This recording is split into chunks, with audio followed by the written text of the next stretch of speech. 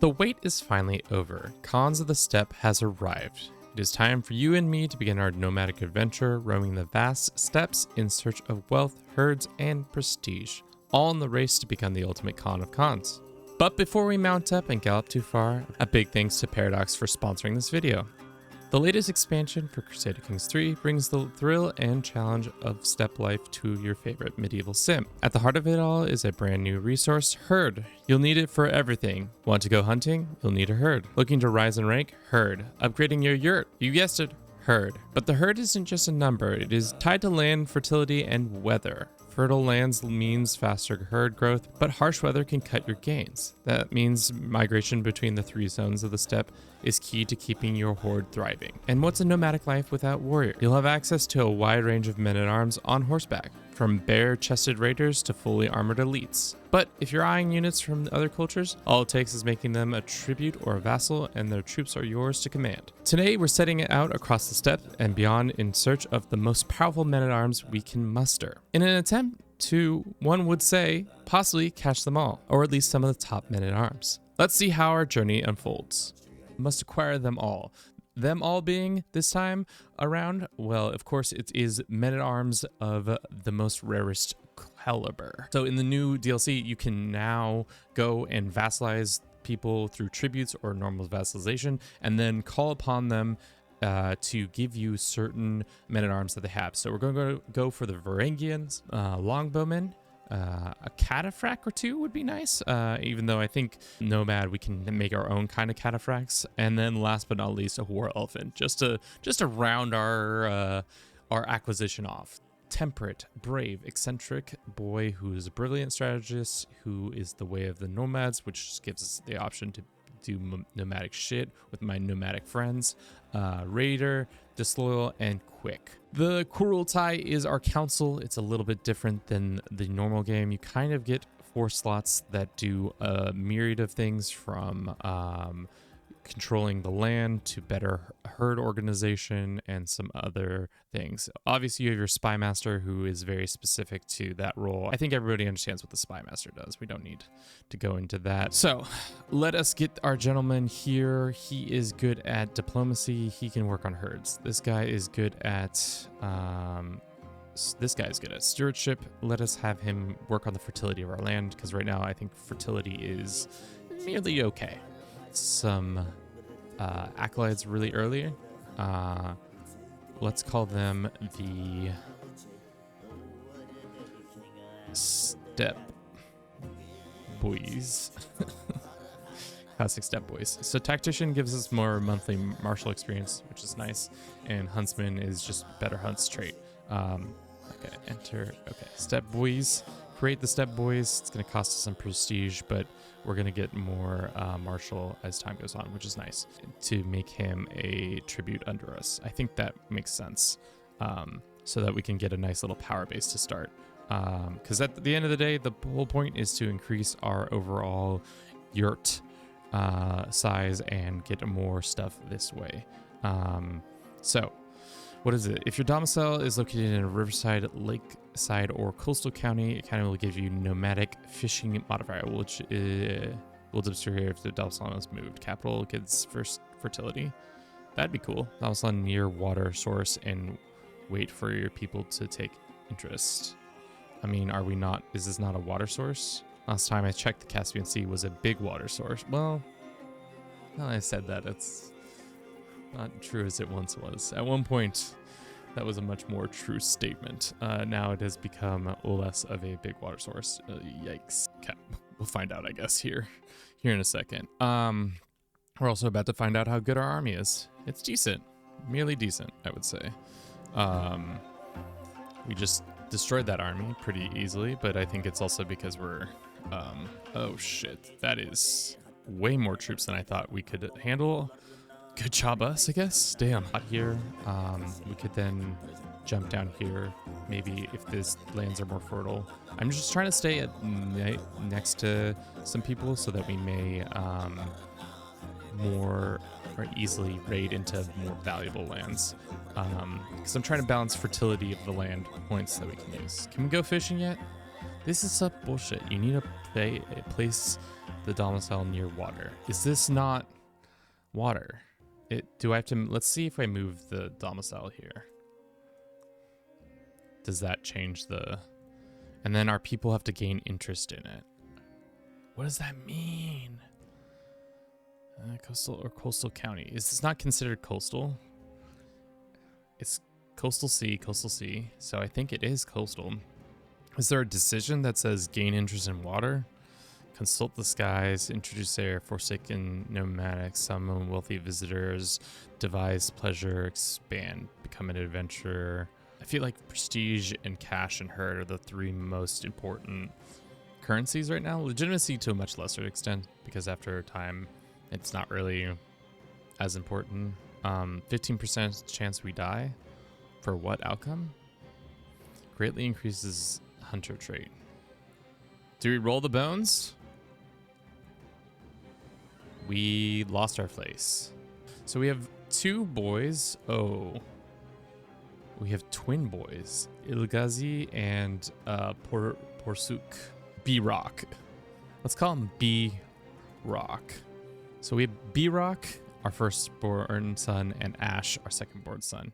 To be honest, I'd rather have Ash be the one who takes the throne. But we're going to go educate both of them, nonetheless. And in my dreams, I've seen you laid down at a wolf's feet. You opened your bloody mouth, and from it, the symbol of the cross fell. I recognize the prophecy when I hear it. Orthodox, chosen by heaven. We gain one devotion. We gain Orthodox. What a weird... Wait.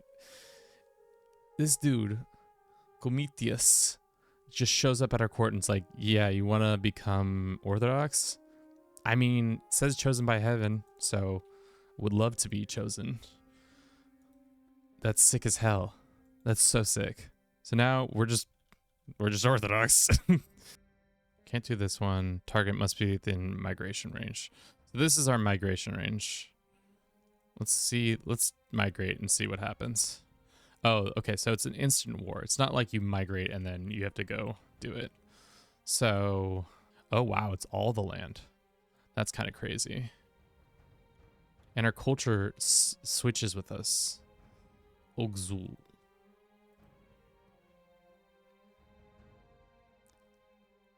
What about our vassals down here? Did they stay? No, it's pastoral land now. I was hoping that we'd catch some of these guys out as we are raiding, but it seems like they're of a different culture. Or not good culture, different group. Alright, let's see if we can actually fight this guy and win, because I think we have better knights and better overall stuff. But we're here in Russia area. The Cumans are kind of solidified, actually. They used to be a lot more spread out, but now they've started to solidify. It'll be interesting to see if they try to gain access to our lands. But for now, we have a lot more troops. We're getting a little bit more money. Things are going better our way. I want to get this up as high as possible, as soon as possible. So I'm going to try and start raiding a little bit harder. Great. How much herd are we getting? Not as much as I would like for how much we just fought for all that land. Yeah, our herd is kind of ass right now. You are an army, fulfill the requirements.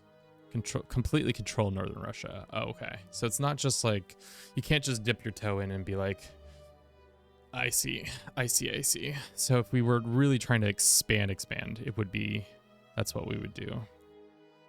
Son Ash has come of age. He's a brilliant strategist, he's a forder, and he's a raider, which is pretty decent. I mean, this is the easiest way to get prestige, is get your troops up high enough that you can just run around and cause unnecessary amounts of damage. I mean, onagers are... Oh, we can already get Varangian. How? To live long enough. We need to probably marry off our daughter. Let's go find someone, some with skills, who's good. There's this 57-year-old who's a genius. There's this 42-year-old who's a genius. Let's do that. So, and it seems like Kumania pretty much runs this part of the world. Might be time to run back to lands that we've previously been in, like all the way back here, down here. Do we still have that modifier? The chosen by heaven, by the heavens. Good heavens. Wouldn't that be great if we just got that modifier all the time? Let us do this and have him working our fertility. Let's just keep moving east so that we can get our elephants. Who's the closest? The Punjab? No, they have camel. What about these guys? These guys have access to it. Trying to get as much horse as possible. Where's herd? Our herd is already on the back. 40 a month is huge. Damn, do we take this dude captive? Ransom him. He's got no money. Negotiate release. Just feels so much turbulence. Finnish Confederation. You love to see it. Nice little Finnish Confederation. All my Finnish fans will enjoy that. Let's just do it for a county. And so we don't have to go all the way down there. Then we can find ourselves some nice elephants. Everybody, we're going on a little vacation. Don't worry. We have enough supplies. We'll make it there in time. About to get tribute. Third Georgian tribute. Oh, wow. If I was the Byzantines, I'd be scared. How many horses do they have? How many horses do you need to do this? 75,000? Okay, so they're not anywhere close to being force. Okay. So with that done, does that mean we can recruit them? Oh, baby, it does. Now we just need the money. Damn. So much money. We can't even afford it. We have too little cash. Just get 104, did we say? 1, 2, 3, 4, yeah. 2 out of the 4 have been locked in. Now that we do this. Where are you, elephants? Recruit war elephants. 250. So not only do we... How expensive are they? They're pretty expensive. So not only do we have Varangians, but we have our lancers, our horse archers, and now we have war elephants who are of size us when we're doing all our raiding business. So it just became this, right? It's 1126. We're 10 years away from this. So maybe we go all the way to the west. We do have our elephants.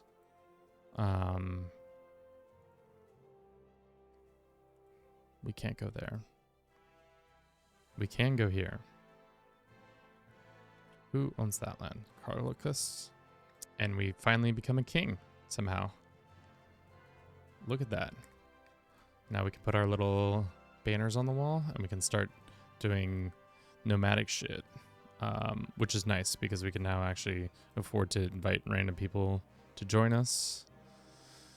Our prestige will automatically start going up. What did that just say? Inspire conversion. Okay, so now he's converted. Who's the only one who's just... Oh, it's Red who's right there. I was like, why is he not... Alright, so everybody is now on board. Firmly on board with our boy Ash. For a second, Red was like, no, I'm going to be in charge. Which, I mean, if I'm being honest, Red is seemingly the better choice, stat-wise. But I like Ash's son. Take these guys out. Just take a duchy from them. Nice. Started a rivalry with this guy. That's fine.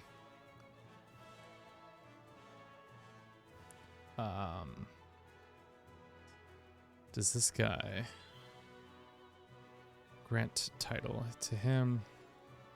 Negotiate his obedience with some cash. Who is this? Becomes tribute to them. Decline. I'm not interested in being your tribute. I mean, at least we have one level raid with our new character. Move to conquered lands? No. 36 days. I think we just keep going with Ash.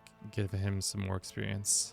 What is our basic expenditure? So troops, and then just our herd also not being as good as it once was. Our kennel have no competitors. You gain this, and house gets dog livers, which is awesome. Love that. Pet Andy, embrace adopt a puppy. As soon as we're able to, we're going to try to adopt a puppy again. Followed shell of the former self, he has long lost his wits by the time of his final passing. I mean, he did just fight a major battle, and I wish it would show how many times he raided, but it doesn't. It just shows offensive, defensive hunts and stuff like that. Yabgu Ash ascends the throne, having mastered many skills. He surely is admired by his subjects. All right. There are lots of things to do. First things first, we get another puppy. 99% chance, random commander trait. Which one did we end up with? We've got Desert Warrior. Not the worst. I mean, what's the terrain we'll be working in with Ash? Terrain-wise, right now we are solidly in desert. So if we were, anytime we're fighting in the capital, it'd be good. But for the most part, we'll be fighting over here. All right, the Empire is not having a good time, so let us go ahead and just shave off a little piece here, you know, just a little morsel for our own selves. Is this the right culture though? No, we're gonna have to go for the other morsels. Yeah, port level's too high. Yeah, that's on us. If we had onagers, I think we'd be able to take that out quicker. Is there any way to get some quick onager cash? Ooh, some Orthodox over here too. Damn, boy. Maybe they got the heaven of modifier. Heavenly modifier. Unfortunately, we did lose that modifier, which sucks. So, this land is new and it is fertile. Let us go ahead and raise it up so I don't have to deal with it. Raise it. So we can get some fresh money from all of it. And then we're going to use that money to get ourselves something nice. Let's go ahead and grant it to 156. But if we recruit our cataphracts, they do 136. But that's because they're not stationed. So let's recruit the cataphracts. So that makes elephants, Varangians, and cataphracts now are the three elements that are of our men-at-arms that we've completed. Last but not least, we now have to make our way all the way to over here. Oh, what's the closest we can get? If we could get to Sardinia. Sicily? So it is Kumas, and then after that it is a feudal king in India, and after that it is a duchy of Bohemia. We're quite far down the list, but I don't think we don't have numbers, but I think comparatively troop-wise we are significantly better off than most of our onagers. Now let's get our boys to land with our elephants and light cav. Feels like most of my campaigns for one reason or another run through Sardinia. Maybe it's just because the gold mine years or the whatever mine is here. Just feels like we're always coming through Sardinia to get our things done. Yeah, you can have some money. Our little, you can see where we are on the map with our tributes and vassals and such. Wonder if we can make this guy a vassal. Recent war is nomadic, stubborn. So it would have been better just to conquer the land, if I'm being real honest with myself. But Brittany is next on the chopping block.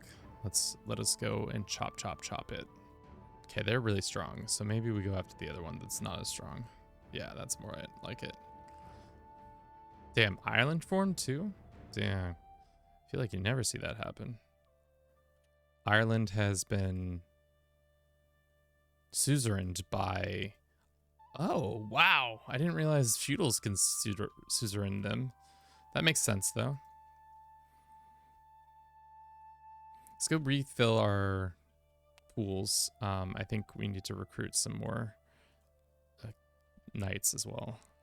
It's gonna come down to like a couple numbers. Wow. What did that come down to? Probably knights. Yeah. Our horse archers did numbers, Varangians did numbers, but it really was our knights that did all the work there in that one. And that's how you take over Wales as a nomad. Let's go to our tab and we say recruit from subjects, and we'll get our longbowmen. Boom. Boom, boom, boom, boom. Alrighty. So after many years, 70 in-game years, we finally have done the possible, but just the goofiest idea that I had come up with during this process of running around the map trying to find 4 of the top men-at-arms. We've got cataphracts, we've got elephants, we've got Varangians, we've got longbowmen. We're covered.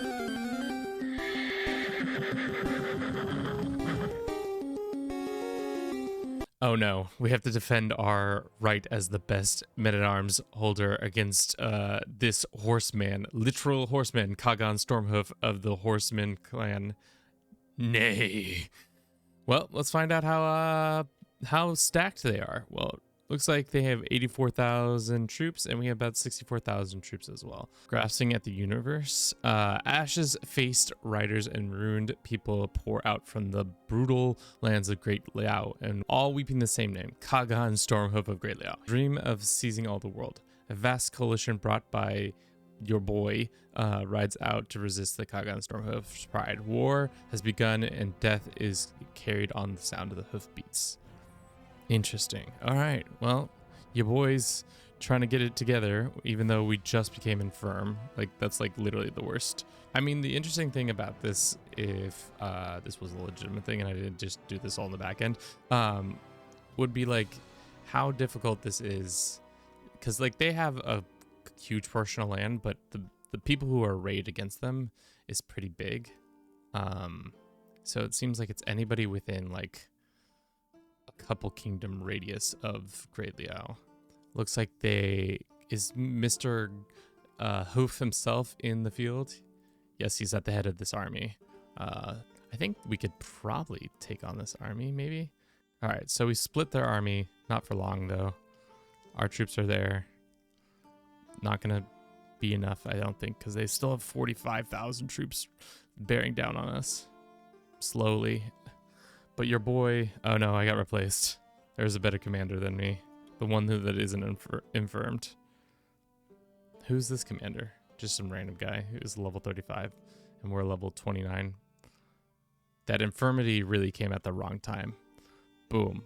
But let's check out that battle report details. How did our Varangians do? 76, 59 war elephants.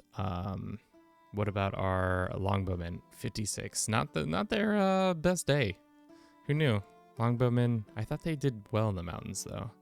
Is countered by steppe riders, cataphract archers, armored horsemen, light horsemen. If we had fought all their troops at once, it would have been a different story. And because I wonder why I was in charge. Maybe because I was the strongest of our alliance of 44 people. Kagan Stormfoot is imprisoned by me, humiliated, impoverished, and loses all titles, lands, and his vassals, counties, and tributes. Become independent. Kagan of the Great Liao loses the dream of destiny. So he had a buff. He loses this.